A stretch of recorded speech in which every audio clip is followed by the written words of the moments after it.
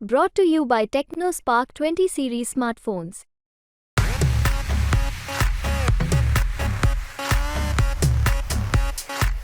आप भ्रष्टाचार से समझौता नहीं करोगे।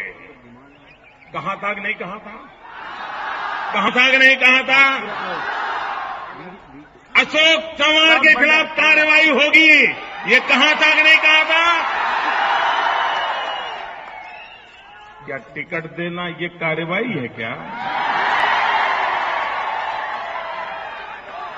और बेशर्मी तो देखो, बेशर्मी की हद तो देखो। कांग्रेस पार्टी के नेता कहते हैं कानूनन उनको चुनाव लड़ने से कोई रोक नहीं सकता है। क्या कांग्रेस पार्टी का ये कानून है कि ऐसे लोगों को आप टिकट दें? सारे आदर्श उम्मीदवार हैं कांग्रेस के, सारे आदर्श। भाइयों बहनों, घोटाले होते हैं, लोगों की राजी नाराजी होती है, लेकिन क्या कभी भारत मां की रक्षा करने वाले करगिल के युद्ध में मां भारती की रक्षा करते करते जो शहीद हुए, क्या उनकी विधवाओं को भी लूट लेंगे?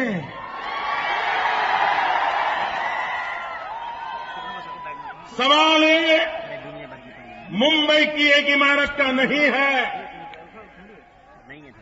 मुद्दा सामान्य आपके अपने सासू को, अपने परिवारजनों को फ्लैट दे दिए, इतना सीमित नहीं है। कांग्रेस पार्टी का भारत की सेना के प्रति रवैया क्या है, उसका सवाल है भाइयों। क्या देश के लिए मरने वाले जवानों की विधवाओं से भी आप छीन लोगे?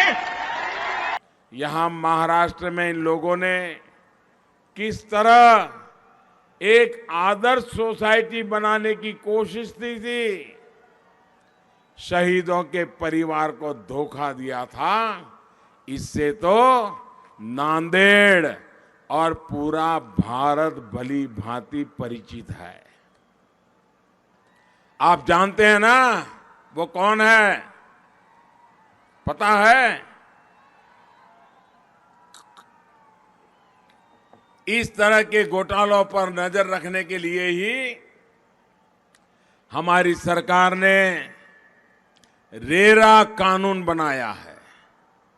एक ऐसा कानून जिसकी वजह से घर खरीदने वालों की कमाई सुरक्षित हुई है। और अब तो इस क्षेत्र में और खुशी की बात है, अशोक जी भी हमारे साथ आ गए हैं।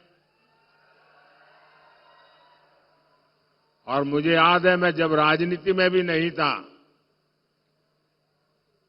और कभी मुझे लगता भी नहीं था मैं राजनीति में जाऊंगा, उस समय पुट्टपट्टी में साईं बाबा ने मुझे उनके पिताजी से परिचय करवाया। साईं बाबा का मुझ पर बहुत प्रेम रहता था और मैं उनके पिताजी के साथ लंबे, वहां समय था तो काफी देर बैठा। इतने उच्च पदों पर रहने के बावजूद भी राजनीतिक जीवन में इतना लंबा सफल कैरियर रहने के बाद मैंने उनकी जो नम्रता, मैं तो बहुत छोटी आयु का था, सामान्य, मेरे राजनीति से कोई लेना देना नहीं था, लेकिन जिस प्रकार से प्यार से उनसे बातें करने का सौभाग्य मुझे मिला, वो मैं कभी भी भूल नहीं सकता हूं। मैं हमेशा उनके व्यवहार में से आज भी कुछ न कुछ सीखने की कोशिश करता हूं और उनका पूरा परिवार आज हमारे साथ है।